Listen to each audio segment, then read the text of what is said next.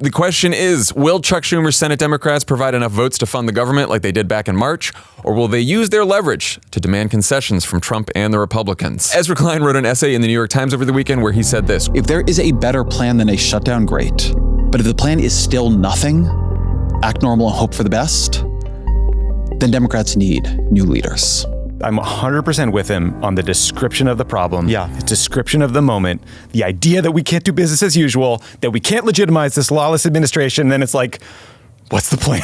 You know what I mean? Like, we're going to break out of prison. What's the plan? Part of what he says, he's like, I think a shutdown would focus the attention of the media on kind of like the merits of what's happening.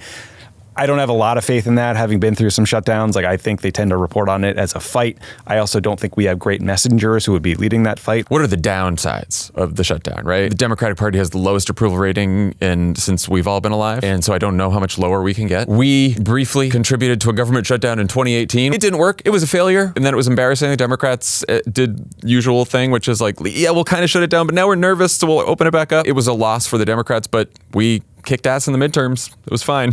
And that was closer to the midterms than this one is, right? It's like we have not taken a lot of risks as a party in the second Trump term, and we have not done any big moves.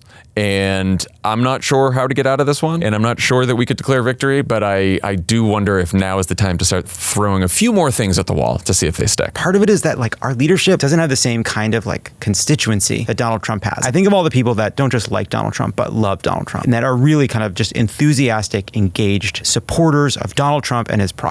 And then I think of Democrats. I think of how few Democrats have any kind of base of support like that. I know AOC does. I know Bernie Sanders does. I know Barack Obama did. I know Mamdani is building that. But then I look at the leadership of the party, and is there a sizable group of people that love and are ready to fight for Chuck Schumer and Hakeem Jeffries and the leadership of the Democratic Party? No. Even shy of love them or support them, like have faith in them that they understand the moment.